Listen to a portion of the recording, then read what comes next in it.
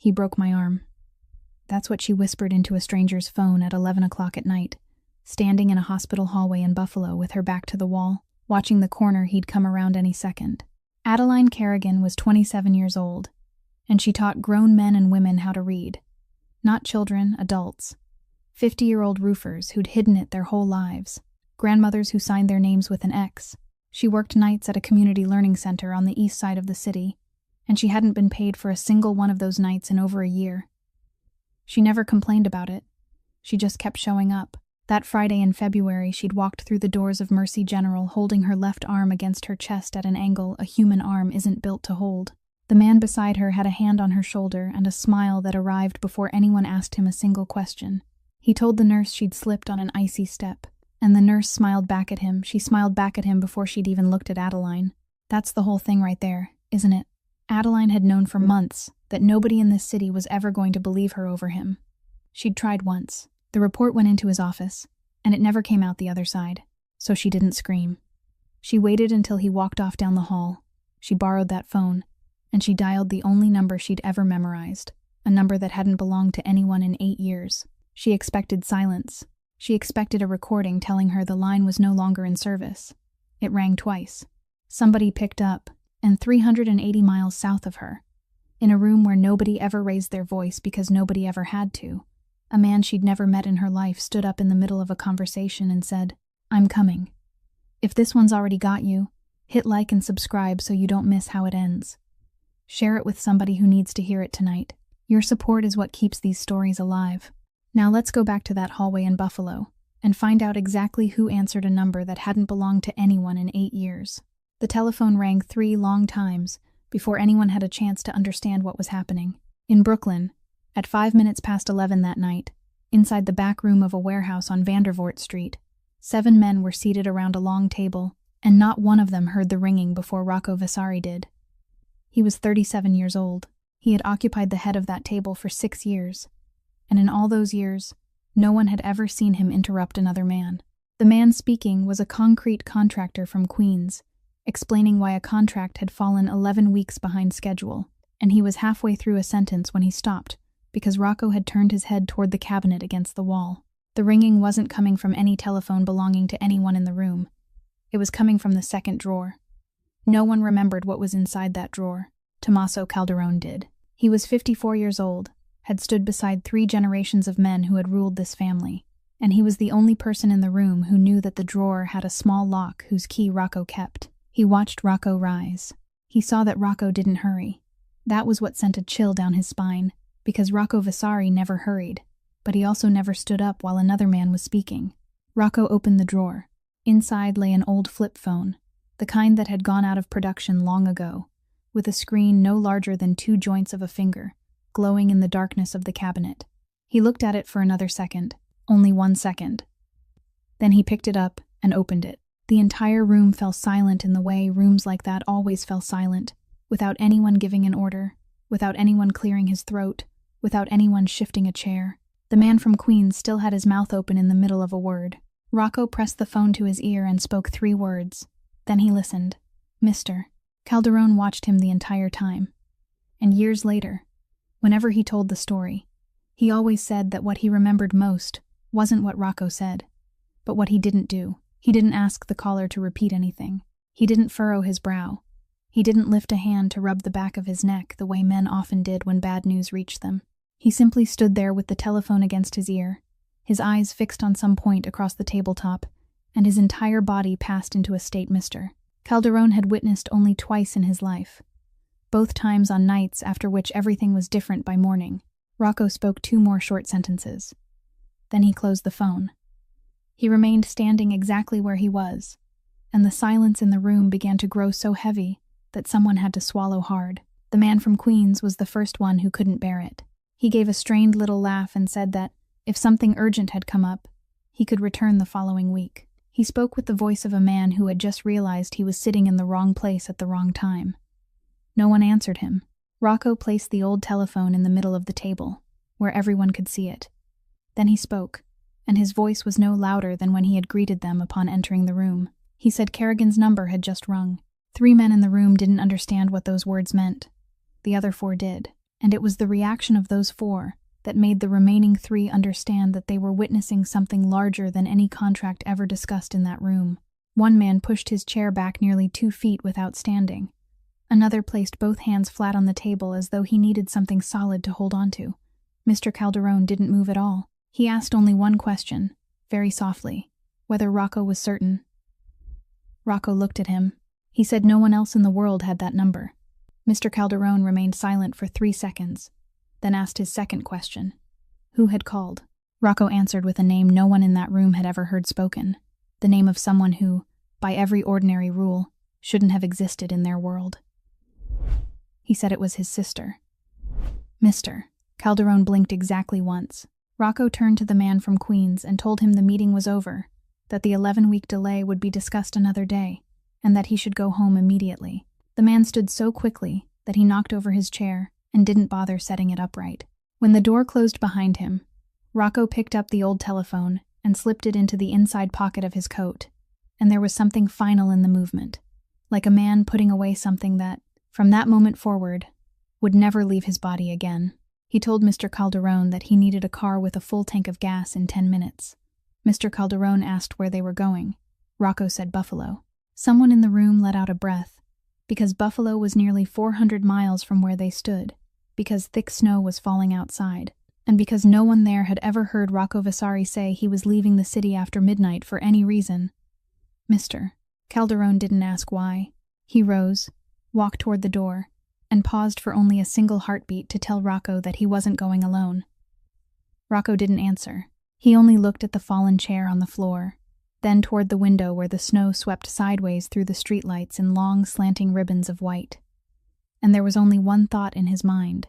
After 8 years of absolute silence inside that dark drawer, the waiting was finally over. 8 years earlier, when Rocco was still a 29-year-old man with no authority to decide anything in the family, there was a 26-year-old named Sean Kerrigan who kept their books. He wasn't one of them. He was an accountant who had finished college at night with money earned from working the graveyard shift, and he possessed something very few people in that world had, a memory for numbers so exact it was frightening. Rocco had once told his father that Sean was the only man he trusted. His father had laughed and said that in their line of work, no one could be trusted. There were only people who hadn't yet been given a reason to betray you. Rocco hadn't argued, but he still placed every ledger connected to the work under his responsibility in Sean's hands. And for 3 years, not a single number was wrong. Not $1 disappeared, and not once did Sean ask a question he shouldn't have asked. Then, one evening in September, Sean called him and said there was something in the books that didn't add up, that he had checked it 3 times, and that someone on the inside was selling them out. Rocco told him not to speak to anyone, and to wait for him. He left that very night. He arrived too late. He made it to the hospital only for the final 40 minutes, and during those 40 minutes, Sean Kerrigan was conscious for perhaps half of them. He didn't speak about the person who had done it. He didn't speak about the numbers. He gripped Rocco's wrist and said 2 things, and neither of them had anything to do with himself. The first was, keep my sister out of this. The second was, keep this number. Rocco asked why. Sean said she had belonged to that number since she was 9 years old, that it was the first number she had ever memorized, and that if she ever called it one day, it would mean she had no one else left to call. Then he added one final sentence. Don't let her know what I did. Rocco promised him both things. He had never broken a promise in his life, but he had also never made one that demanded a price from him, month after month, the way that promise did. 96 months. That was the number. 96 times he saw the telephone bill of a dead man lying among the papers on his desk. 96 times he approved payment for a line that had never rung even once. And throughout those 8 years, no one ever asked him about it, because no one dared, and because the amount was so small that it disappeared among hundreds of other entries. There were months when he almost forgot it existed, but he never stopped paying. And now Mr. Calderon was standing between him and the door, his arms hanging at his sides, with no intention of stepping aside. Rocco said he was leaving now. Mr. Calderon said he knew. Then he repeated the very rule Rocco himself had established in the spring of his 2nd year in power. The rule that no one in this family left the city alone. No one at all. No exceptions. And the man who had stood in the middle of this room and declared it had been Rocco himself. Rocco said that tonight he wasn't going in any official capacity. Mr. Calderon said that didn't matter, that if outsiders saw him leave alone at midnight after a telephone call witnessed by an entire room, then within 48 hours, 3 other families would know about it, and they wouldn't assume he had gone to save someone. They would assume he was running from something. Rocco said nothing. Mr. Calderon continued, telling him that he could hate it as much as he pleased. But he couldn't break the rule he had written with his own hand, and then stand before everyone tomorrow and demand that they obey it. Rocco looked at him for a long time. Then he said, "Fine. 2 cars, no more." Mr. Calderon nodded. Rocco continued, saying that the 2 cars would follow behind him and keep their distance, and whenever he stopped anywhere, they would remain inside their vehicles. No one would enter the hospital. No one would enter any building. No one would speak to anyone. No one would do anything unless he called. Mr. Calderon asked what would happen if he didn't call. Rocco said then they would stay outside until morning. Mr. Calderon asked one more question, the last one, whether this was family business.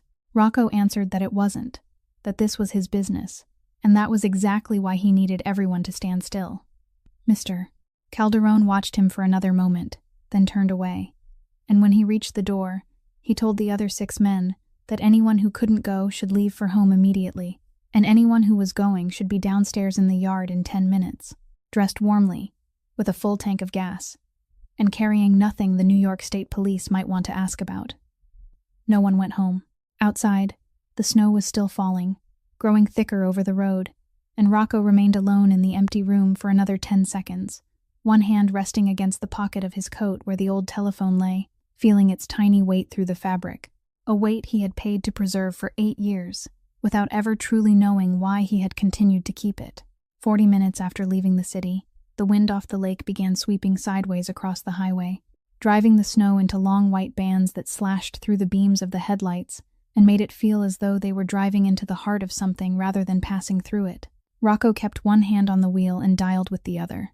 The first person he called was Frank Delahunt, 66 years old, retired for 4 years after spending 30 years with the Bureau, now living in a small house outside Rochester, and answering the telephone close to midnight, in the voice of a man who hadn't been asleep at all. He listened without interrupting once. Then he asked whether she had been admitted to the hospital. Rocco said she had. Delahunt told him there was one thing he needed to understand before he did anything else, that New York State required medical facilities to create a record whenever a doctor suspected injuries caused by abuse, even if the patient denied it, even if the patient lied with perfect ease, and that record couldn't be made to disappear simply because someone wanted it gone. It remained in the system. It carried a date and a time. It carried the name of the person who entered it. 6 months later, 2 years later, it would still be there, and it would carry exactly the same weight it carried tonight. Rocco asked, "What about the other man?" Frank Delahunt fell silent for a moment, then said this was more complicated than Rocco thought, because someone who worked in a prosecutor's office wasn't overseen by the local police, and certainly wasn't overseen by the very office where he sat. He said that if a complaint passed through that door, it would die there, every single time. But above that office, he continued, there were still other agencies, some at the state level, some at the federal level, and those places worked from records, not relationships. Then he said one final thing, that the only thing capable of reaching a man like that was paperwork, not anything else. And he hoped Rocco understood what he meant. Rocco said, "I understand." He ended the call and drove another 15 miles before calling the second person. Kit Donnelly was 49 years old and had run her own civil law practice in Buffalo for 11 years. She answered after 4 rings, her voice rough with sleep. She heard 3 sentences and sat upright. She asked whether the woman was still with him. Rocco said no, that he was somewhere in the hospital. Kit told him to listen carefully and repeat every word exactly as she said it. She said that from this moment forward, everything the woman said to him could become something used against her, and everything he said to her could become something used against him, but only if someone recorded it. She told Rocco to have her write everything down before she spoke another word to him. The date, the time, the place, the exact words. She said not to write down feelings, not to write down guesses, only what had happened, because people could dismiss emotion, but they couldn't dismiss a timeline. Rocco asked, what if she had already been writing it down? Kit Donnelly was silent for 2 seconds, then said that if she had, she was smarter than 80% of the people who had ever sat in her office. The third person was Owen Brandt, 44 years old, a private investigator in Buffalo, and he was the only one of the three who didn't ask a single question about the circumstances. He asked only for a name. Rocco said Preston Hale. Brant repeated it once to make sure, then said all right. Rocco said, I need everything. Not the part people can see, but everything underneath it. Former addresses, relationships that ended, every complaint ever filed and later withdrawn, every dollar that came in and went out, every name that had ever appeared beside his and then disappeared. Owen Brant asked how long he had. Rocco said before Monday morning. Brant let out a breath and said that gave him 54 hours, and work like that would be expensive. Rocco said, I know. Owen Brant said, I'll start tonight. Rocco ended the call and rested the telephone on his thigh. And for the next 15 minutes, he didn't call anyone else. The two cars behind him held their distance in the rearview mirror, two pairs of dim yellow lights moving through the curtain of snow, patient exactly as they had been instructed to be. He thought about the 3 calls he had just made, and realized that in none of them had he used the thing an entire city believed was the only instrument he knew how to use. He hadn't threatened anyone. He hadn't asked anyone for a favor. He had asked about the law, and as the road slipped beneath him in alternating ribbons of white and black, he thought of something else, something far more bitter, that for 8 years he had known she existed, known her name, known she lived less than 400 miles away, and not once had he gone to find her. He had called that keeping his promise. He had called it respect. But now, in the middle of the night, on an empty highway leading toward a hospital he had never entered, he admitted to himself that there was another name, a far more accurate one for what he had done throughout those 8 years, and that name was convenience. The physician on night duty at Mercy General was named Helen Vogt, and she stood before the screen studying Adeline Kerrigan's X-rays far longer than she needed to reach a conclusion. The conclusion had been clear within the first 10 seconds. Both bones in her forearm were broken, and both fracture lines spiraled around the shafts of the bones instead of cutting straight across them. Doctor, Vogt had seen that kind of fracture many times during her 30 years in medicine, and it didn't come from a fall. When people fell, they threw out their hands to catch themselves, and when they did, the bones broke across, shattered, or fractured near the wrist. This was different. This was the kind of injury that happened only when a twisting force was applied to the forearm, while the rest of the arm was held in place. She returned to the examination room and asked the nurse to bring her a medium-sized splint kit, speaking in such an ordinary voice that no one noticed she had deliberately sent another person out of the room. When only the 2 of them remained, she pulled a chair beside the bed, sat down at Addie's eye level, and asked exactly one question. She asked whether someone had done this to her. There was no careful introduction beforehand. There was no lecture afterward. Just one question, followed by silence while she waited. Addie looked at her. She was 27 years old, and she had been thinking about the answer to that question for 14 months, building and tearing down at least 50 different versions of it in her mind. Yet when the real question was finally placed before her, she heard herself give the easiest answer. She said, I slipped. She said the front steps of the house had frozen over and she had slipped. Dr. Vogt nodded once. She didn't ask again. She didn't say she didn't believe her. She stood, walked to the desk in the corner of the room, and began to write. Addie watched her back and saw that she wrote for a long time, far longer than anyone would need to record a single line about someone slipping on ice, and something inside her shifted very slightly. What Dr. Vogt was entering into the medical record was the phrase she was required to document under state regulations. The phrase stating that the injuries were inconsistent with the reported mechanism. She wrote it 3 times in 3 different sections. She recorded the time. She recorded her name. Then she returned, and while she placed a cast on Addie's left arm from the elbow down to just above the fingers, she talked about things that were completely harmless, about how the plaster would grow warm as it dried, about the need to keep it dry, about how the sling across her shoulder would be uncomfortable for the first 3 days, and then gradually become easier to tolerate. When she was finished, she handed Addie a sheet of care instructions, and on the back of it she had written a telephone number by hand. She said, "This is my direct number. It doesn't go through the switchboard. It doesn't go through anyone else."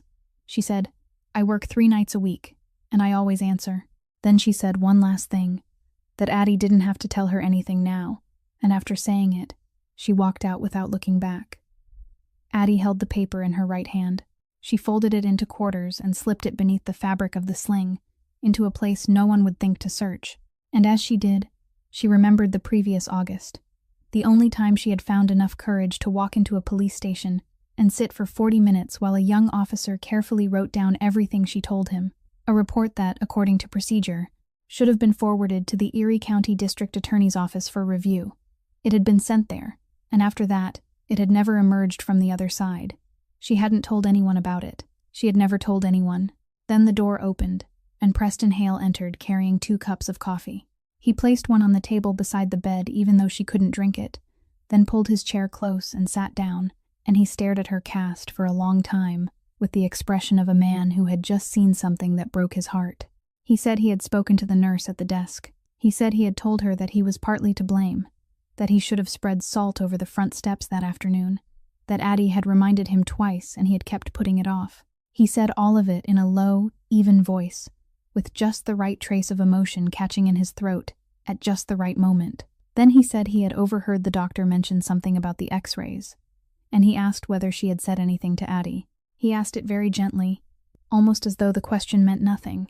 Addie said, "Nothing at all." He nodded and gave her right hand a soft squeeze, then began talking about how they would manage things at home the next day, about how he would take half the day off, about how she needed to stay away from teaching for at least 2 weeks.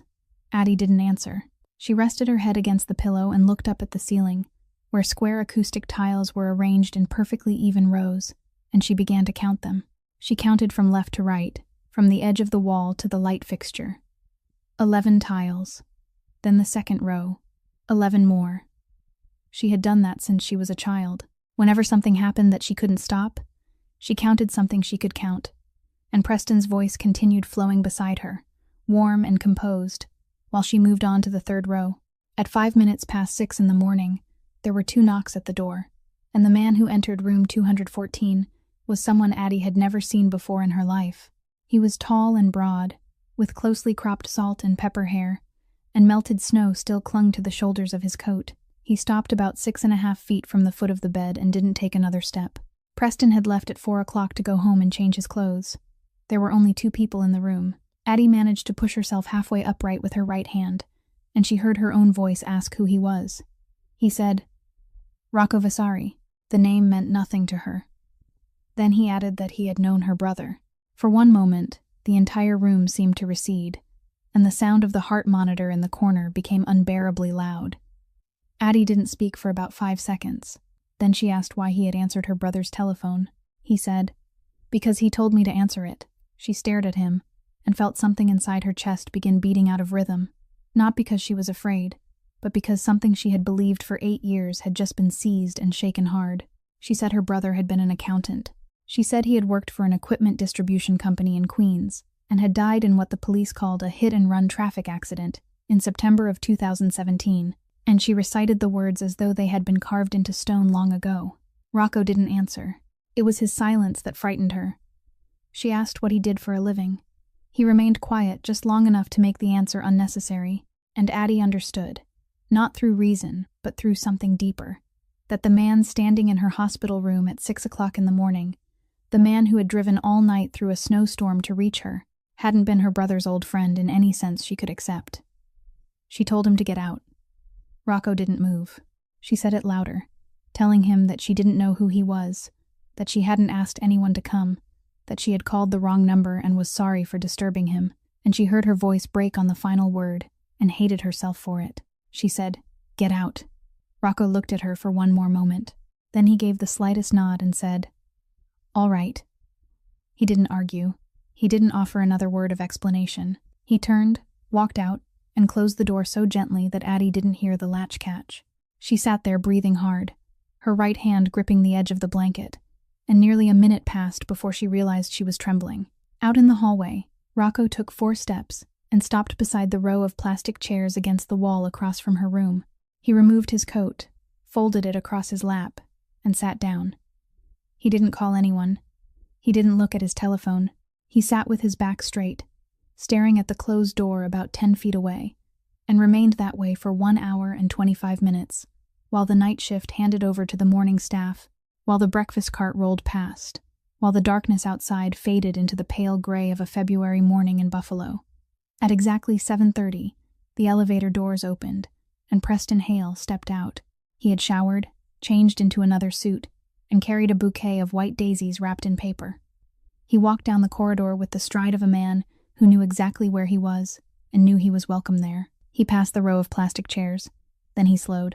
Then he stopped completely. He turned his head and looked at the man sitting there, and Addie, who had just managed to push her door open a crack after hearing familiar footsteps, saw everything through the narrow opening. She saw Preston's face change. It didn't turn pale. It didn't harden. It did something far more subtle. It rearranged itself, like the face of a man who had opened the wrong door and, within half a second, had already decided what role he would play on the other side. Then he smiled. He said, "Mr. Vasari." He spoke the name slowly and distinctly, like a man placing a card on the table that he had been holding for a very long time. Then he said Brooklyn was a long way from here. Rocco looked up at him. He didn't stand. He didn't answer. Preston kept smiling, shifted the bouquet from one hand to the other, and added that the weather the night before couldn't have made such a long drive very pleasant. Still, there was no answer.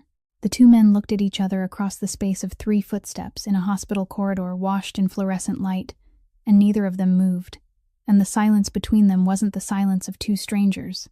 Addie pushed the door open wider. Both men turned toward her at the same time.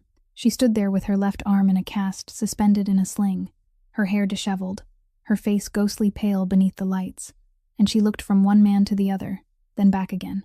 Then she asked, "Do you two know each other?" No one answered that question in the hallway. Preston entered the room, placed the flowers on the table, kissed her forehead, and said he had to be at the office by 9 o'clock, that he would come back for her at 11, and that she should get some more rest. He didn't mention the man outside. He walked past the row of plastic chairs without looking over. 10 minutes later, Addie opened the door herself and told Rocco that she wanted to hear the truth. He entered the room and remained standing in exactly the same place as before. He kept it brief. He said the man who had just left was the first assistant district attorney of Erie County, that for the past 2 years he had been building a case under New York State's enterprise corruption law, a kind of law that allowed prosecutors to charge an entire organization rather than only individual people, and that the organization he was targeting was the Construction and Waste Collection Division her family owned in western New York. He said the name written on the cover of that case file was his. Addie stood leaning against the side of the bed and said nothing for a long time. Then she asked how long Preston had known she was Sean's sister. Rocco said, "I assume from the very beginning." Addie shook her head.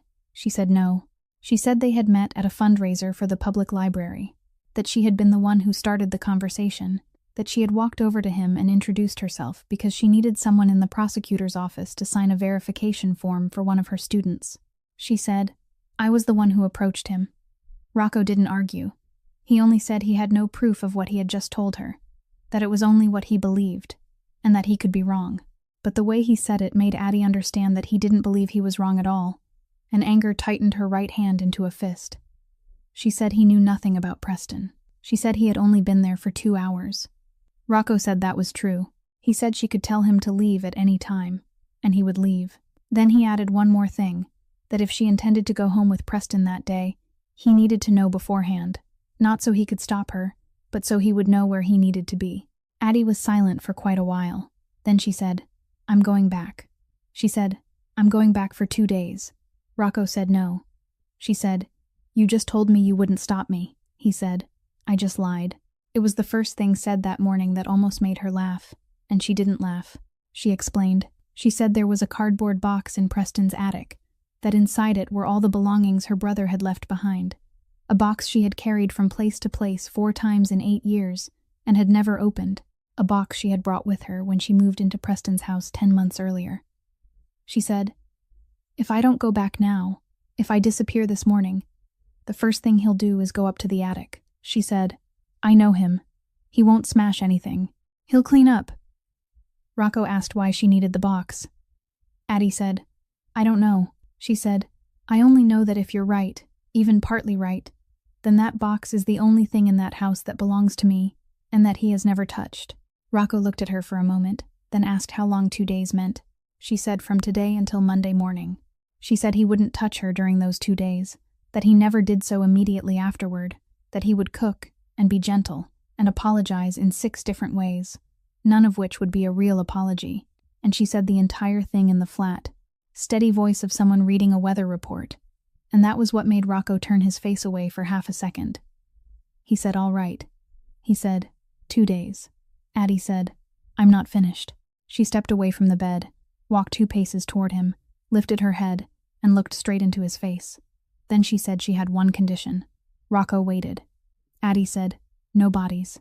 She said, "Not his, not anyone else's. No one in this entire matter." She said, "I don't care who you are, and I don't care what you promised my brother." She said, "If you break that promise, I'll go into court myself and testify against you. And I'll tell them everything I know, including anything I learn from tonight onward." She said, "I mean it." Then she stood there and waited. Rocco didn't answer immediately. He didn't answer for 3 seconds. He didn't answer for 10.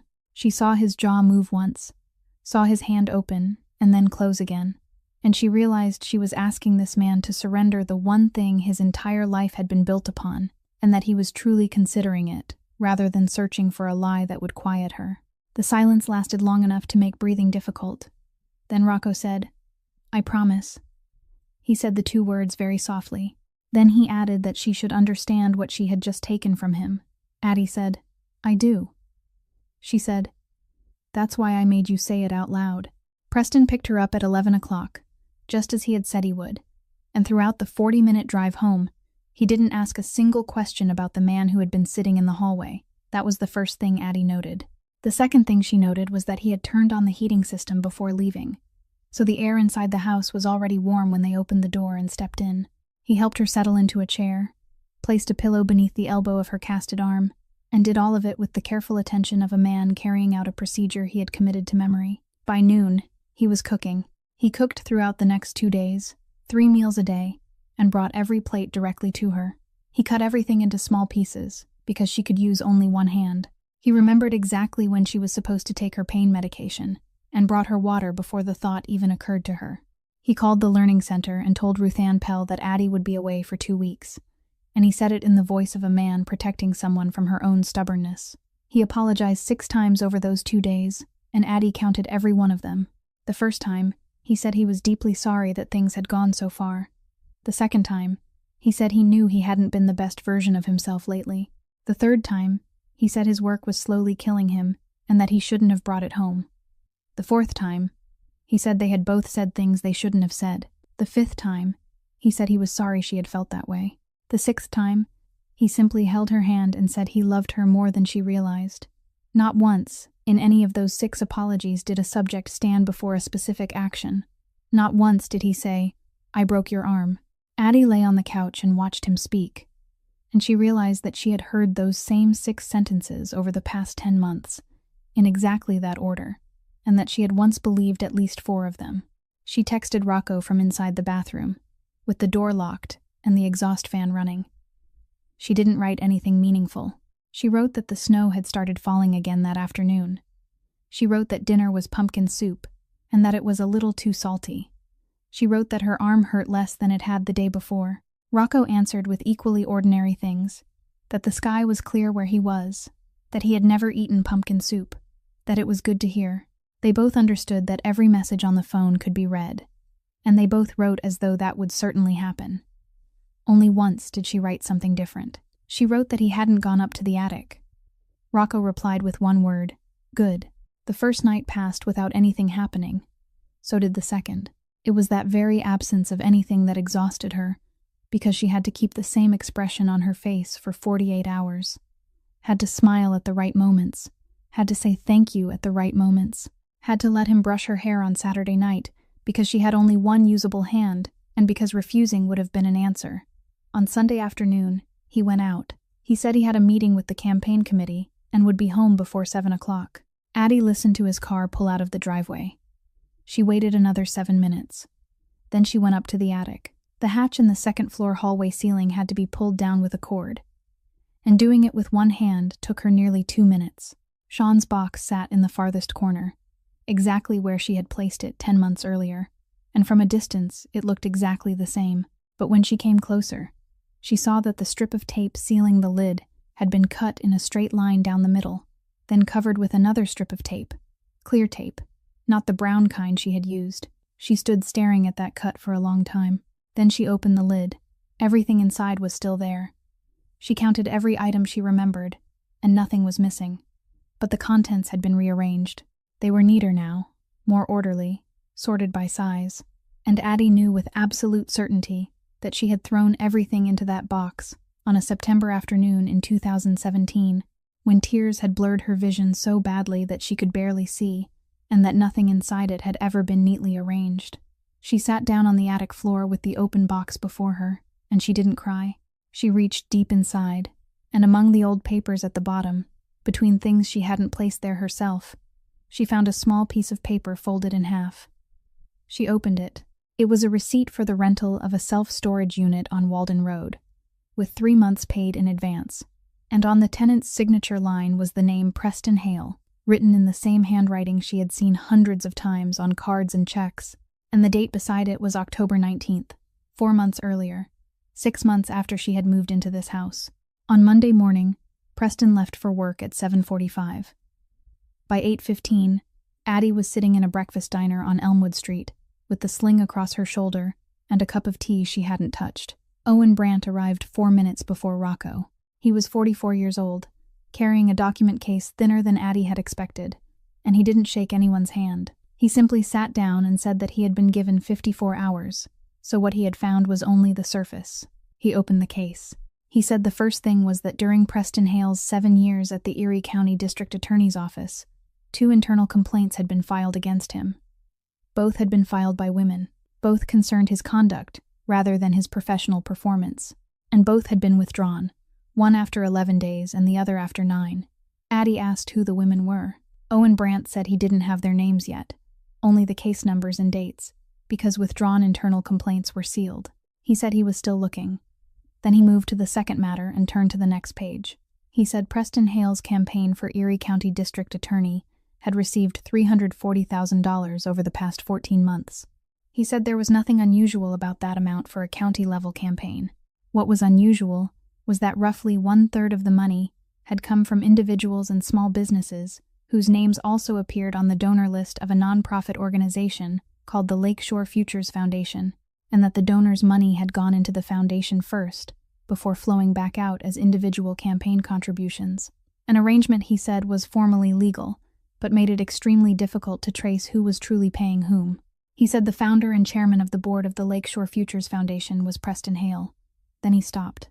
He looked at Addie and said he wasn't sure whether the detail meant anything, but the foundation had an education grant portfolio, and one of its grant recipients was the East Buffalo Community Learning Center. Addie said nothing. She took the paper from his hand and read it, and she read it very slowly.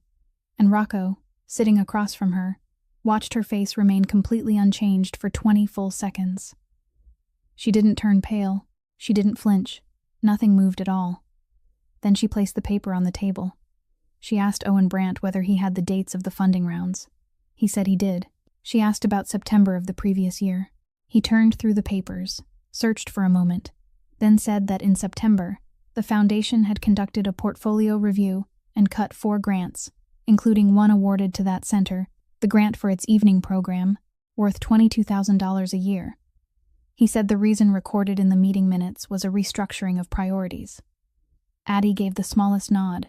Then she spoke, addressing the table rather than anyone sitting around it, and said that in September of the previous year, Ruth Ann Pell had called her into her office and told her the evening class would have to close because the funding was gone. She said the evening class had 23 students, and she had asked Mrs. Pell whether the class could remain open if she taught without pay, and Mrs. Pell had cried and said she couldn't ask her to do that, and Addie had answered that no one was asking her. She said 17 months had passed since that day. She said she had taught 3 evenings a week for 17 months without receiving a single dollar. She said she had sold her mother's car to make up the difference in her rent. She said she had moved in with Preston in April of the previous year because she could no longer afford her home, and she spoke every sentence in the same flat, steady voice, one after another, like someone tracing the points along a length of rope to discover where it had been tied. Then she stopped. Owen Brandt started to say something. She raised her right hand. She sat perfectly still for about 5 seconds. Then she said he was the chairman of the board that had cut the funding. She said, I lost my salary because of him. She said, I lost my home because I lost my salary. She said, I moved into his house because I lost my home. She said, I stayed in his house for 10 months because I had nowhere else to go. Then she said the final thing, and her voice still didn't rise above the level at which she had begun. She said, he didn't push me into that situation. He built it, and then he invited me to step inside. No one at the table spoke. Owen Brandt lowered his eyes to the papers in front of him. Rocco remained still and didn't reach toward her, didn't offer a single word of comfort, didn't do anything at all, because he understood that anything he said in that moment would only become another way of telling her that she hadn't been able to see it for herself. Addie pulled the paper closer and read the foundation's name once more. Then she said she needed to go home and collect her belongings, that she needed to leave today, and she said it in the voice of someone who had just finished a task, not someone who had just fallen apart. They arrived at the house at 20 minutes past 10 on Monday morning, at a time when Preston was certain to be sitting in a conference room on the 4th floor of the district attorney's office building. The 2 cars parked half a block away, and no one got out. Rocco walked with her to the door, then stopped on the front step, the very step mentioned in the hospital report, and said he would wait there. Addie told him to come inside. She said, I've only got one hand, and the box is heavy. She unlocked the door and entered the house where she had lived for 10 months. And the first thing she realized was that she didn't know what she owned inside it. She walked through the living room and saw nothing that belonged to her. She passed through the kitchen and saw nothing there either. In the bedroom, her clothes occupied 1/3 of the dresser, and she remembered that when she first moved in, they had taken up half of it. But she couldn't remember when that had changed. She packed her clothes into a canvas bag. She took her medicine, her phone charger, and the photograph of her mother from the bottom drawer. The photograph she had quietly moved from the top of the dresser into the drawer 9 months earlier, after Preston remarked that the bedroom should look tidy. She carried everything downstairs in 3 trips. Then she went up to the attic one final time, and Rocco carried Sean's box down. She stood in the middle of the living room, looked around once, and said she was finished. Then she remained still. Rocco asked whether there was anything else. Addie didn't answer immediately. She turned and walked toward the table against the wall in the corner of the dining room, the table she had always used for grading papers. And there sat a stack of pages nearly 16 inches high, held between cardboard covers and tied with string, where it had remained for months. They were her students' writing assignments, paragraph exercises written by men and women in their 50s and 60s who were learning how to form a complete sentence. She pulled the stack out of its cardboard cover, placed it on the table, and turned to a point about 1/3 of the way down. Between 2 assignments was a thin school notebook, the kind with ruled pages sold 3 for $1 at the drugstore, its pale yellow cover worn at the corners. She pulled it free with her right hand. Rocco looked at the notebook, then at the stack of papers, then back at her. He asked how long she had kept it there. Addie said 11 months. He asked whether Preston had never found it. Addie said no, then added that he had never touched this stack of papers even once. She said, in 10 months, he never read a single piece written by one of my students. She said, I once gave him one to read, just once, during the 2nd month. It was written by a 57-year-old welder, about the day he read a street sign for the first time. She said, he took the page, looked at it for about 3 seconds, handed it back, and said it was pretty good. She said, I never showed him anything again. Then she said, that's why I kept it here. She opened the notebook. Inside were lines written in pencil, the handwriting small and even. The words crowded close together to conserve paper, and the handwriting wasn't hers. It slanted farther to the right, the letters were rounder, and the dates were written in an entirely different style. She said, I practiced writing this way for 2 weeks before I started recording anything. She said, if he ever found it, I would tell him it belonged to a student. She said, I wrote in pencil so I could erase it if I needed to. Every entry began with a date, then a time, then a place, followed by 1 or 2 sentences describing what had happened, with no adjectives, no emotion, and not a single word about how she had felt. Some entries were 3 lines long, some were only 7 words. Rocco turned through several pages, then stopped. He asked how many. Addie said 71. She said the first entry was dated April 19th of the previous year. She said the last was from the previous Friday night, and she had written it with her right hand in the hospital bed at 2 o'clock in the morning while Preston was outside smoking. Rocco closed the notebook and placed it on the table between them. He said nothing. Addie looked at it, lying there on the tabletop. A notebook sold 3 for $1, beside a stack of assignments written by people who were only beginning to learn how to write, and she picked it up with her right hand. She held it for a long time. Then she spoke, not to Rocco, not to anyone, but aloud into the room, and said, "This is what I kept." Then she slipped the notebook into the pocket of her coat, fastened the button, and said, "Let's go." She reached the door and paused for a moment, not to look back at the house, but to place the keys on top of the shoe cabinet beside the entrance. 3 keys threaded through a metal ring, and the sound they made when they touched the wood was the final sound she ever created in that house. On Monday evening, Addie still went to the center. Rocco said she should rest. She said the class began at 8 o'clock, and if I don't go, 23 people will stand outside the door in the snow, and then turn around and go home. He drove her there. The center occupied the ground floor of an old building on Fillmore Street, with a narrow hallway and a classroom door that opened directly onto it, and Rocco said he would wait in the car. Addie said, "Suit yourself."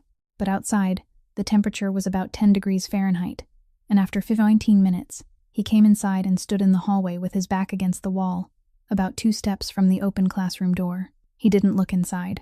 He only listened. From the classroom came the scraping of chairs, the sound of people greeting one another, someone asking what had happened to the teacher's arm, and Addie's voice saying that I slipped on the ice. "So everyone be careful. The roads are dangerous this time of year." Then the lesson began. He heard her explain a paragraph writing exercise. He heard her read a sample sentence, and then ask who wanted to try.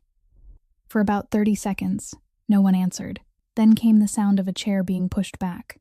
Addie said, "All right," and she called the name of a man, and the voice she used when she spoke that name was unlike any voice Rocco had ever heard from her before. It wasn't gentle. It wasn't encouraging. It was simply ordinary in a way that made whatever was about to happen seem like the most natural thing in the world. Rocco leaned a few inches to his left and looked through the opening.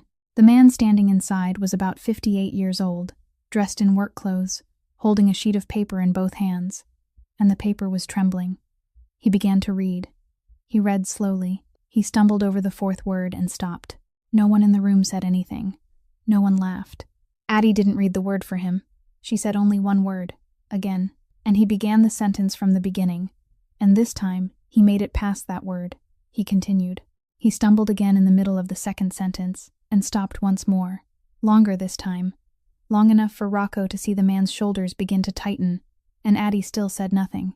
She simply stood there and waited, and there was something in the way she waited that made the man release a breath and continue.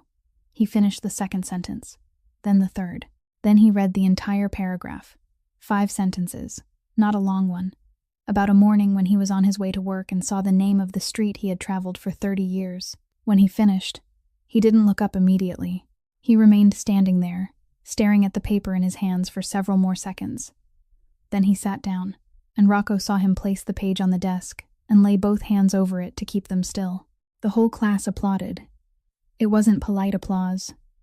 Someone slapped a hand against a desk. Someone whistled. An elderly woman in the front row turned all the way around and clapped toward him, and the man lowered his head over the paper and didn't lift it throughout any of it. Then Addie said thank you and moved on to the next person, and the noise faded, and the lesson continued as though nothing extraordinary had happened, and it was precisely that, the fact that no one treated it as extraordinary, that made Rocco turn his face away and look down at the hallway floor. He stood there for nearly another hour. He didn't look into the classroom again. He listened. He listened as she corrected each person without once making it sound as though they had made a mistake. He heard her tell one woman, "You wrote this sentence beautifully, and I'd like to hear you read it again, more slowly this time." He heard her tell someone else, "It's all right, we'll try again next week." He listened to 23 adults speaking inside a room where not one of them appeared ashamed, and he knew exactly how much work it took to create a place like that, because for the past 15 years, his work had been to enter rooms and make people fall silent, and he had become so good at it that he no longer had to try.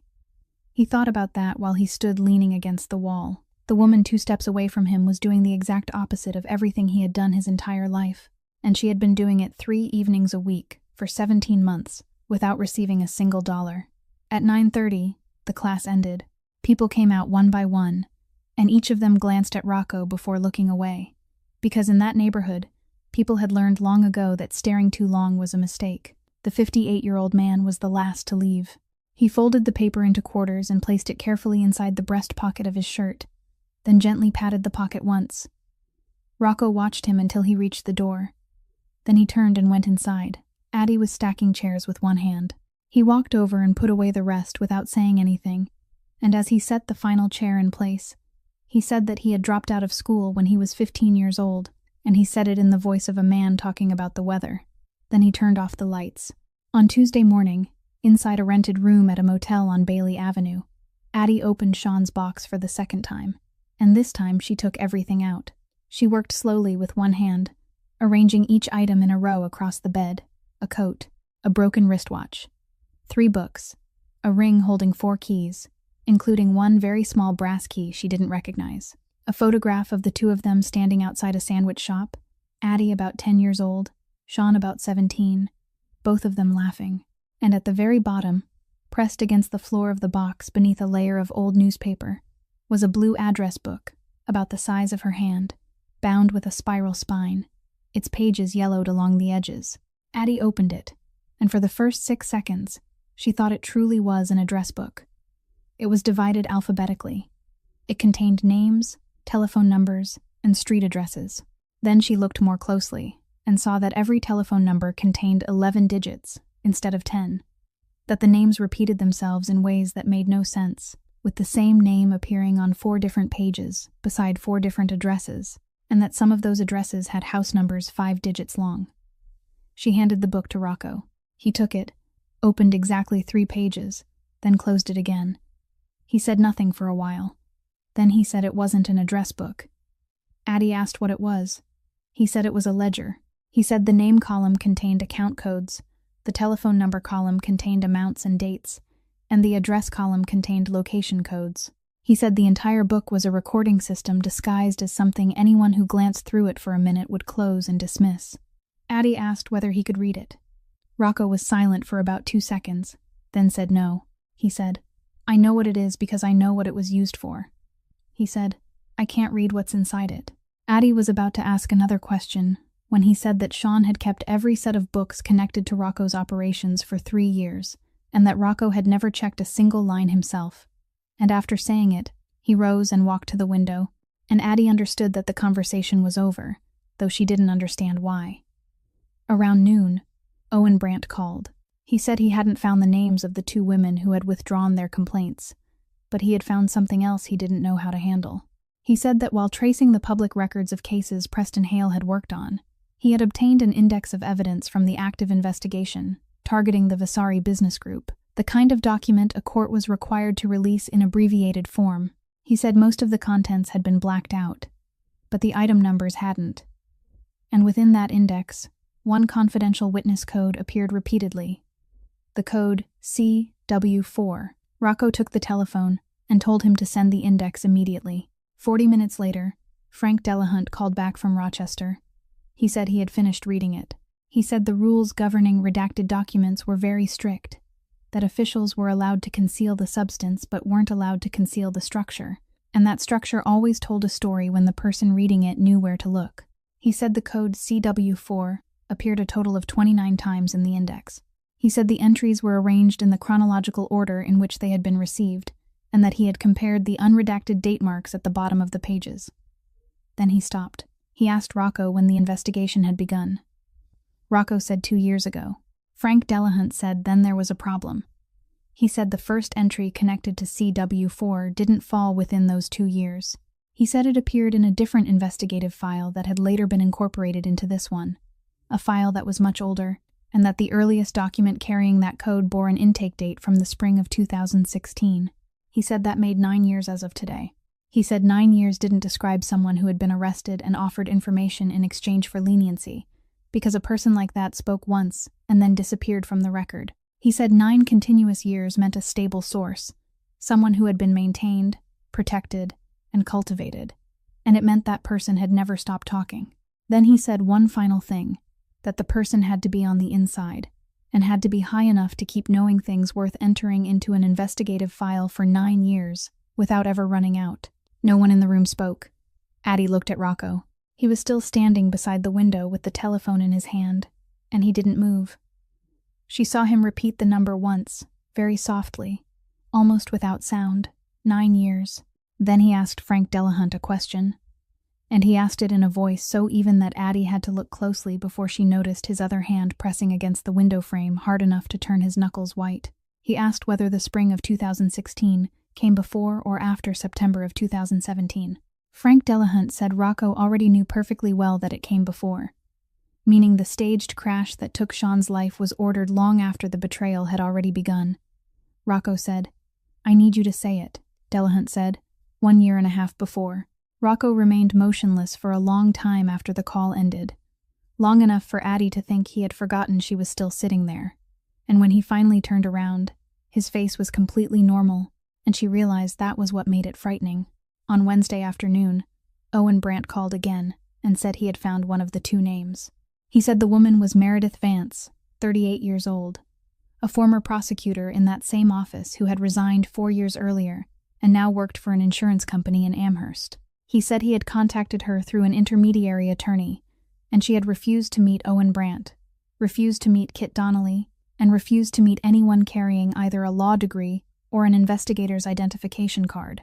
Then he said she had set exactly one condition. She would meet Adeline Kerrigan, alone, inside her car, for no more than 30 minutes. Rocco said no. Addie said, "I'm going." She said it before he had even finished his second word, then added that he could park as far away as he liked, but he wasn't allowed to get out of the car. At 4 o'clock the following afternoon, in the parking lot of a shopping center in Amherst, Addie opened the door of a silver car and sat down in the passenger seat. Meredith Vance was gripping the steering wheel even though the engine was off. She hadn't turned off the heater. She didn't look over. She said, "I have 30 minutes, and I'm not signing anything today." Addie said, "I didn't bring any papers." Meredith Vance looked down at her cast, then turned her eyes back toward the windshield. She said, "I heard you slipped on the ice." Addie didn't answer. Meredith Vance said, "I worked in that office for 7 years, and I heard that sentence about 400 times.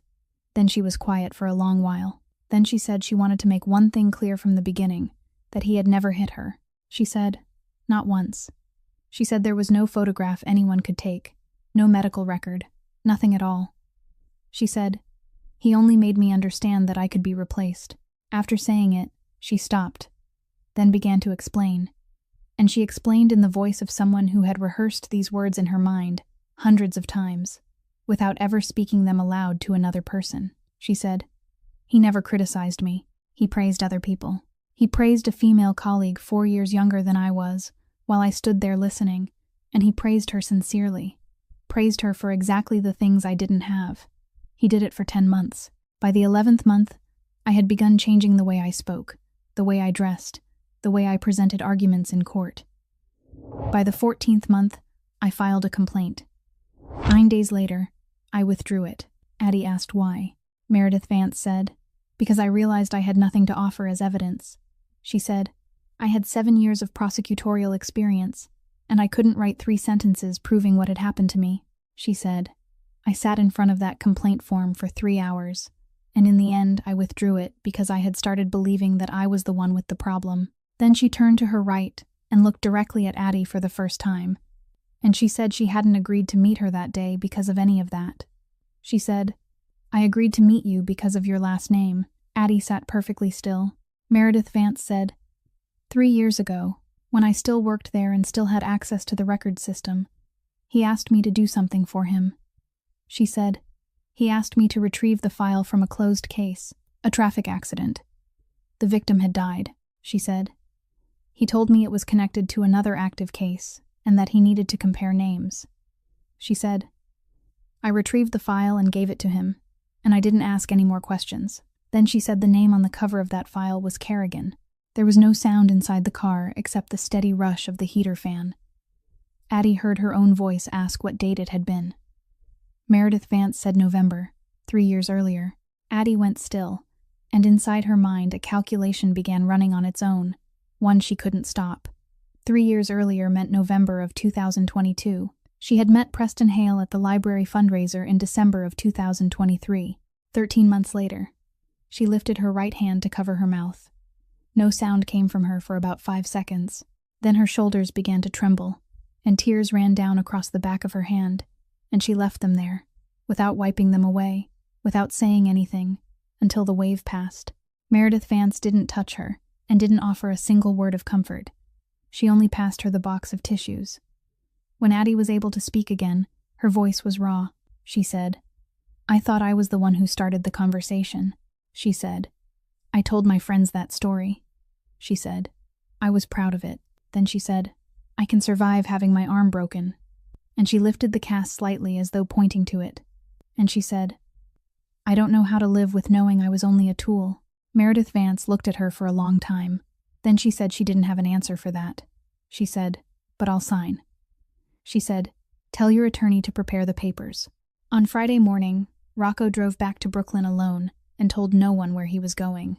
He parked in front of the 2-story house in Bensonhurst, where he had grown up, and the person who opened the door was his mother, Julia Vasari, 70 years old, a woman who hadn't left that street in 44 years.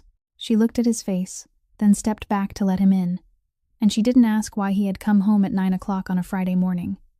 She only said, "Go into the kitchen. The light is better there." He placed the blue notebook on the table. He said it belonged to Sean Kerrigan. Julia stopped in the middle of pouring coffee. She set the pot down. Then she sat, wiped her hands on her apron, and drew the notebook toward her. Before she married, Julia had managed the entire record-keeping system for his grandfather for 11 years. And no one in that house had ever spoken of it aloud, because it was the kind of thing people allowed silence to bear witness to. She put on her glasses. She opened the first page. Rocco pulled out the chair across from her and sat down, and he said nothing more. She read very slowly. She didn't turn the pages quickly, didn't skim, didn't ask a single question. Every few minutes, she took a small piece of paper and wrote several words, then crossed them out, then wrote them again. The coffee went cold in 2 untouched cups. Outside the window, a man was shoveling snow from the sidewalk, and the scrape of metal against concrete carried into the kitchen in a steady rhythm. After about 40 minutes, she stopped at a page near the end and remained motionless over it for a long time. Then she turned back about 10 pages, compared something, and returned to the first page. She did that 3 times. Rocco saw her shoulders change. She didn't release a breath. She didn't raise a hand to her chest. She simply sat a little straighter. And to someone who had lived beside her for 37 years, that was the clearest sign in the world. She removed her glasses.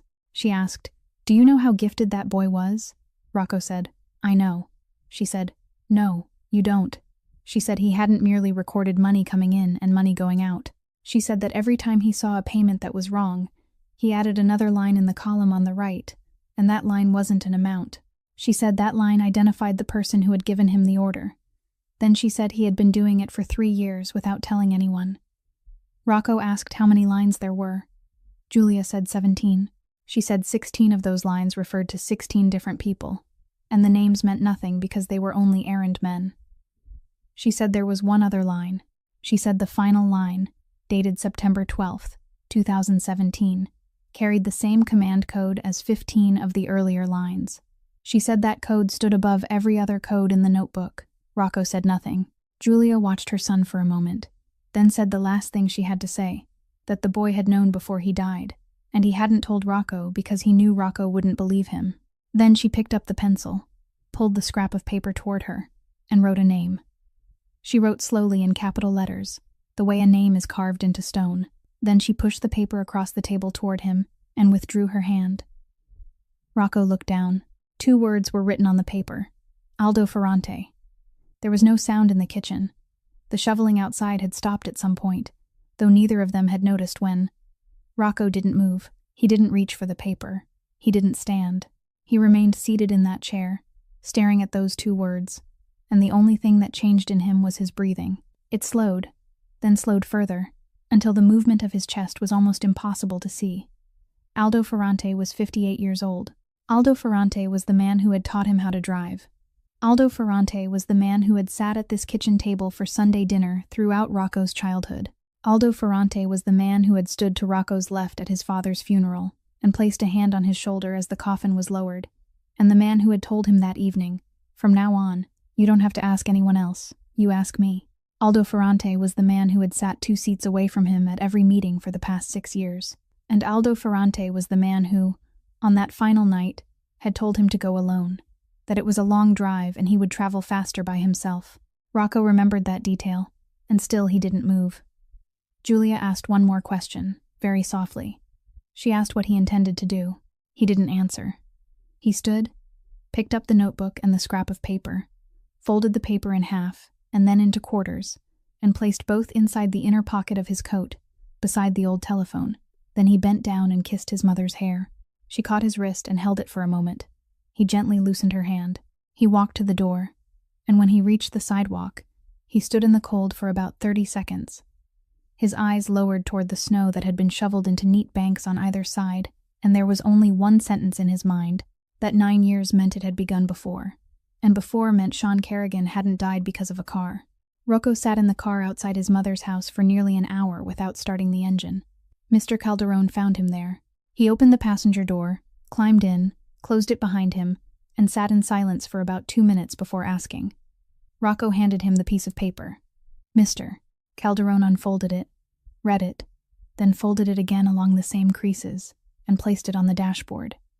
He didn't ask whether Rocco was certain. He only said that he had known that man since he was 24 years old. Then he said that if this had happened 3 years earlier, it would have been over before nightfall. Rocco said, "I know." Mr. Calderone said, "Then do it." Rocco said nothing. Mr. Calderone turned to look at him and said he didn't need a speech. He only needed to know why Rocco was still sitting there. And Rocco said, "Because I made a promise." Mr. Calderone remained silent for a long time. Then he said the sentence Rocco would later remember more clearly than anything else spoken that day, that he was keeping his word to a woman he had known for 9 days, instead of to a man who had stood beside him for 30 years. Rocco stared straight through the windshield. He said, "That's right." Mr. Calderone waited for another sentence, but none came. Then he exhaled and said, "All right, then we do it another way," and he asked who Rocco wanted in the room. The meeting took place on Saturday night, inside a closed restaurant in Ozone Park. 4 men sat at the main table, and the man in the middle was Ugo Ansaldi, 74 years old, a man no one in their world addressed as anything but Mr. He had occupied that position for 19 years. He didn't like meetings at night, and he had made that clear before taking his seat. Rocco placed the blue notebook on the table and said he wasn't asking permission to do anything. He was only presenting the facts. Then, he presented them. He spoke for 40 minutes, and never raised his voice once. He spoke about the 17 additional entries in the notebook. He spoke about the command code that appeared 16 times. He spoke about the court's evidence index, the confidential witness code, the number 9 years, and the fact that those 9 years had begun before the autumn of 2017. He didn't say a single word about Sean Kerrigan as someone he had known. He referred to him only as the bookkeeper, Mr. Ansaldi listened to everything without interrupting, and when Rocco stopped, he asked exactly 3 questions. He asked who had read the notebook. Rocco said, "My mother." He asked who else. Rocco said, "No one yet." He asked the 3rd question, "What do you want?" And Rocco said he wanted Mr. Ansaldi to forbid anyone from touching Aldo Ferrante. The entire table fell silent. One of the men sitting to Mr. Ansaldi's left said there was no precedent for such a thing. Rocco said that if Ferrante died that week, then within 48 hours, 3 federal agencies would come asking questions of every man seated at that table, and Ferrante would die as a witness who had been silenced, and his death would be worth more to them than everything he had revealed over 9 years. He said that if Ferrante lived, and if he no longer knew anything, then he would be nothing more than a 58-year-old man with nothing left to sell. Mr. Ansaldi studied him for a long time. Then he said, "All right." The ruling was delivered in 4 minutes. Aldo Ferrante was stripped of every share, every position, and every right to be present. He was forbidden from entering any of the 5 boroughs. No one was permitted to contact him. No one was permitted to tell him anything, and no one was permitted to sit at the same table with him for the rest of his life. Mr. Ansaldi made it clear that if anything happened to him, the person responsible would be one of the men sitting in that room. Then he said, "Bring him in." Aldo Ferrante entered and sat in the chair prepared for him, and he understood everything within about 3 seconds. The way men who had lived a long time in that world always understood. He didn't deny it. He didn't beg. He listened while Mr. Ansaldi read the ruling, then turned his head to the right and looked at Rocco, and he said, "Your father would have shot me already." He didn't say it as a challenge, but as an observation, almost as a lament. Rocco looked back at him. He let the silence stretch for about 4 seconds. Then he said, "My father is dead." Then he said, "I'm not." Aldo Ferrante remained seated for another moment, then stood and walked out, and no one in the room rose to see him off, and the restaurant door closed behind him at 20 minutes past 11 that night, and it was the last time anyone at that table ever saw him. That same evening, nearly 400 miles to the northwest, Addie's telephone vibrated inside the motel room on Bailey Avenue. It was Kit Donnelly. She said Meredith Vance's affidavit had been signed and notarized at 5 o'clock that afternoon. Then she added one more sentence, and she said it in an entirely different voice, faster and sharper. She said, "I made a call." Then she said, "Don't ask." Then she ended the call. At 8:45 on Monday morning, along the stretch of Delaware Street in front of Preston Hale's campaign office building, 6 black cars were parked beside the curb. Every one of them sat properly within a marked space. Every parking meter had been paid. 12 men stood beside the vehicles in the snow, 2 men to each car, and they did absolutely nothing. No one smoked. No one spoke to anyone else. No one blocked the sidewalk. They simply stood there with their hands resting in front of their stomachs, their faces turned toward the street, as silent as men waiting for a funeral to begin. Pedestrians passing that stretch of road saw them, and every one of them did the same thing, slowing for half a step before continuing without looking back. A police patrol car passed at 5 minutes to 9, slowed down, observed them, then continued on, because there was nothing there to stop for. Rocco stood at the corner, about 50 feet from the main entrance. He didn't come any closer. Addie arrived at exactly 9 o'clock, walking from where she had parked 1 block away, her left arm still in the sling and her right arm holding a hard-covered document case against her body. She walked past the 12 men, and not one of them looked at her, and she understood that their refusal to look at her was also part of what had been arranged there. Mr. Calderon stood beside the glass door. When she reached it, he pulled it open and held it for her, and he did so exactly as any 54-year-old man might hold a door for someone whose hands were occupied, without bowing his head, without speaking, without the slightest trace of ceremony. Addie said thank you. He said, "You're welcome." She went inside. Rocco remained at the corner. She took the elevator to the 3rd floor and passed the reception desk of the campaign office, where a young woman looked up and said, "Miss Kerrigan, does he know you're coming?"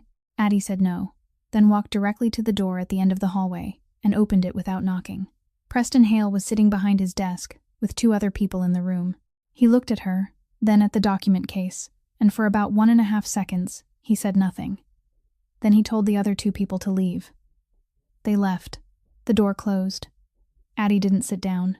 She walked to the front of the desk, placed the document case upon it, opened it, and began taking things out one by one, setting each item on the desktop several seconds apart without saying a word. The first was a copy of her Mercy General medical record bearing Dr. Helen Vogt's signature, with 3 sections marked in colored ink, 3 repetitions of the phrase stating that the injuries were inconsistent with the reported mechanism. The second was a complete photocopy of the yellow notebook, all 71 entries numbered and stamped with the date they had been received by the law office. The third was a comparison of the flow of money between the Lakeshore Futures Foundation and the campaign, accompanied by the minutes from the board meeting the previous September, with his name listed as chairman, and the line documenting the elimination of funding for the evening program. The fourth was a notarized affidavit, 3 pages long, signed by Meredith Vance. Preston stared at the 4th document longer than he had looked at the first 3 combined. Then Addie placed the final paper on the desk. It was a request form for the retrieval of archived records, the standard printed form used by the Erie County District Attorney's Office, dated November 14th, 2022. The requested file bore the name Kerrigan, and in the box identifying the person making the request was Preston's own signature. She placed it in the center, on top of everything else. Then she stated 4 things. She didn't read from a page. She said that first, he would withdraw from the election before 5 o'clock on Wednesday afternoon, citing personal reasons and offering no further explanation. Second, he would resign as chairman of the Lakeshore Futures Foundation and restore in full the funding that had been cut from the Learning Center, subject to an independent audit. Third, he would never contact her again in any form, either directly or through another person, beginning the moment she walked out of that room. Fourth, he would sign a notarized statement describing what had happened during the previous 10 months, and that statement would be sealed and held by her attorney. She said that if he fulfilled all 4 conditions, she wouldn't file a criminal complaint at that time. She said that if he refused, everything lying on the desk would be sent simultaneously to 4 different places on Thursday morning. Preston remained silent for a long time. Then he began, and over the course of about 90 seconds, he made 4 moves. For the first, he leaned forward and said that she wasn't well, that she had just suffered a serious injury, that he was worried about her, and that he believed she needed to see a doctor before making any decisions. Addie didn't answer. For the second, he leaned back, changed his tone, and said that most of what lay on the desk could be explained, that the minutes of a board meeting didn't prove motive, and that the affidavit of a resentful former employee was worth no more than the paper it had been printed on. Addie still didn't answer. For the third, he said very calmly that she should think carefully about the people beside whom she had chosen to stand, that she should ask herself whether she truly knew who the man outside on the street was, and that if any of this became public, the name appearing in the newspapers wouldn't be his. Addie said, "That was your third move." Preston stopped. Then he made the fourth. He lowered his voice until it was scarcely more than a breath, and he said, "I was going to marry you." Addie looked at him. She said, "You were going to marry my brother's name." Preston Hale didn't answer that. He straightened in his chair, opened the drawer on his right, took out a thin case file, and placed it on the desk beside her papers. He didn't open it. He said that now it was his turn. He said that for the past 2 years, he hadn't merely been building a case involving construction contracts and garbage trucks. He said he had the file from the night of September 12th, 2017. He said he had the crime scene report, photographs, a forensic conclusion, stating that the victim's injuries weren't entirely consistent with a vehicle collision, statements from 2 witnesses who had later withdrawn them, and a chain of documents showing that the man standing outside on the street had been in that same city on that very night. He said the only thing he had lacked for 8 years was a blood relative of the victim willing to stand up and say that their brother had been murdered. He said that without such a person, the file was nothing but paper. Then he named his price. He said she could gather up her papers and walk out of there, file no complaint, send nothing anywhere, and he would close the file on the night of September 12th forever. Or she could continue, and he would bury the man who had driven 380 miles through a snowstorm for her. He told her to choose. Addie stood motionless for about 4 seconds. Then she said that at 7:40 that morning, Kit Donnelly had submitted every one of these documents, the originals, to an agent named Diane Halloran with the Public Corruption Unit of the Federal Bureau of Investigation's Buffalo office. She said there was a receipt. She said Kit had also submitted one more thing he hadn't seen. Then she took the final sheet from the case and placed it on top of his file. It was a copy of the 17 additional entries from the Blue Notebook, accompanied by a handwritten decoding and a notarized statement from the person who had deciphered it.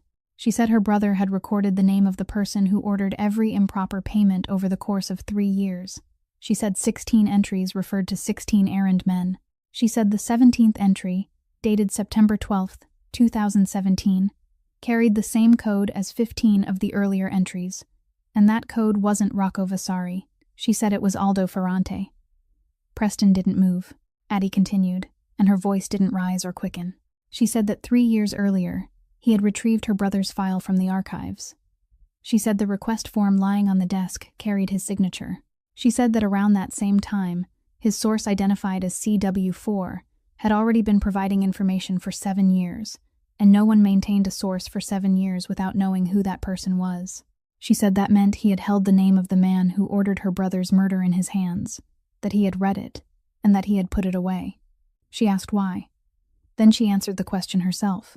She said because an active case targeting a family whose name was known throughout the state was worth far more than a closed case involving a 26-year-old accountant whose face no one remembered. She said one would put him in the district attorney's chair, the other wouldn't. She said, "It wasn't that you couldn't solve my brother's case." She said, "You chose not to." The heating system hummed steadily in the room, and there was no other sound. Preston Hale placed one hand on the desk, but he didn't reach for anything. His hand simply rested there, spread open, and Addie watched his fingers curl slightly, straighten, then curl again. He couldn't form a single sentence. The expression that had protected him for 14 months, the expression that made people smile back at him before they even had time to glance at her, didn't leave him all at once. But piece by piece, and what remained beneath it, looked much smaller than she had ever imagined. Addie gathered her papers, arranged them neatly with one hand, placed them inside the case, and closed it. She said she would never come back there again. Then she walked out and closed the door. She didn't take the elevator. She took the stairs, and on the first step, she began to count. 1, 2, 3. She counted all 14 steps in the first flight, then paused on the landing for about 3 seconds before continuing. 14 more steps. She counted them slowly, one at a time, keeping her breathing in rhythm with the numbers, exactly as she had counted the ceiling tiles in the hospital that Friday night, exactly as she had counted everything that could be counted since she was a child. 42 steps. She pushed open the door and stepped onto the sidewalk, and the cold air struck her face. The 12 men were still standing exactly where they had been. Not one of them asked a question. Rocco was standing at the corner, and when he saw her, he took one step forward. Addie raised her right hand. He stopped immediately. His entire body stopped, and he didn't take another step. She stood there breathing. One breath, then another, her hand still raised. Then she lowered it, and she walked toward him. Preston Hale was indicted at the federal level on 3 groups of charges: obstruction of justice, wire fraud, and witness tampering, along with a state assault charge referred from the very medical record Dr. Helen Vogt had written on that Friday night in February. His election campaign ceased operations within 9 days, and the final campaign sign was removed from a lamppost on Delaware Street one Thursday morning. The New York State Attorney Disciplinary Board began proceedings to revoke his license to practice law 4 months later. Rocco paid the price exactly as he had known he would. The blue notebook that passed into federal hands carried more than Aldo Ferrante's name. It carried 3 years of detailed records tracing the flow of money through part of the empire Rocco himself had led, and he had held it in his hands for 3 days before surrendering it, understanding every consequence before he opened his hand and let it go. The assets of 2 companies were frozen. 4 people were indicted. The council met again in April and removed him from the position he had held for 6 years. He didn't argue a single word. He surrendered his entire share in exchange for the right to walk away and remain alive. And Ugo Ansaldi agreed because Rocco's father had done something for him 40 years earlier, a debt he had never repaid. When Addie asked whether he regretted it, he said he had been what he had been, that for the rest of his life he would become something else, and that she had no obligation to stay and watch. He sold the house in Bensonhurst that summer. He wanted to give the money to the center, and she refused until he agreed to her conditions, that every dollar would pass through a foundation subjected to a public audit every year, that Kit Donnelly would serve on the oversight board, and that his name would appear on no sign, no brochure, and no page the public could read. He said, "All right." She said, "I'll check." He said, "I know." 1 year later, the East Buffalo Community Learning Center was renamed the Kerrigan Center and moved into a 2-story building with an elevator on Fillmore Street. Adeline Kerrigan, 28 years old, served as program director. Ruth Ann Pell was still there, still seated behind the same old desk, still the person who opened the doors at 7 o'clock every morning. Meredith Vance taught a basic legal literacy class on Thursday evenings, teaching people how to read a rental agreement, how to understand a summons, and how to write a petition in a way that wouldn't allow it to be ignored. There was a new program for women who had recently left controlling relationships, and the people teaching those classes were women who had lived through the same thing themselves. Rocco ran a legitimate construction company on the south side of the city with 19 employees, 7 of whom had been released from prison within the previous 2 years. On a Tuesday evening in October, inside a classroom on the first floor, it was one student's turn to read his work. The 38-year-old man stood, held the paper in both hands, and began. He stumbled over the 6th word. He stopped. No one said anything. The teacher standing at the back of the room spoke only one word. Again. And he began the sentence from the beginning. He read all 5 sentences. When he finished, he looked at the paper in his hands for another moment before sitting down, and the entire class applauded, and he placed both hands over the page to keep them still. On the reception desk of the center sat a landline telephone connected to an old number. It was the number for which one man had paid the bill for 96 months without ever hearing it ring even once. Now it was the center's direct helpline. It rang every day, sometimes 8 times, sometimes 20, and someone always answered on the other end. This story leaves us with several things worth considering. Some promises are kept in silence for years, unseen by anyone, praised by no one, and then one night they save an entire human life. The cruelest thing people can do to one another isn't to wound the body, but to make someone believe their worth exists only in the benefit they provide to others. True justice is rarely loud. It doesn't need an explosion. It simply closes one door after another until there is nowhere left to escape. And the kindest thing we can offer another human being is the belief that they deserve to be heard. Whether that person is a teacher giving literacy lessons at night, a 58-year-old worker reading a complete paragraph for the first time, or anyone lifting a telephone without knowing whether someone on the other end will answer. If today's story touched you, please subscribe to our channel, press the like button, and share it so that together we can hear more meaningful stories every day. How did this story make you feel? And did you recognize anything in it that connects with the real lives unfolding around you? Please leave a comment below. We truly want to hear the feelings that come from deep within your heart. Goodbye, and we'll see you again in the next video. We wish everyone watching this video strong health, a joyful life, and peace in every day ahead. Goodbye, and until we meet again.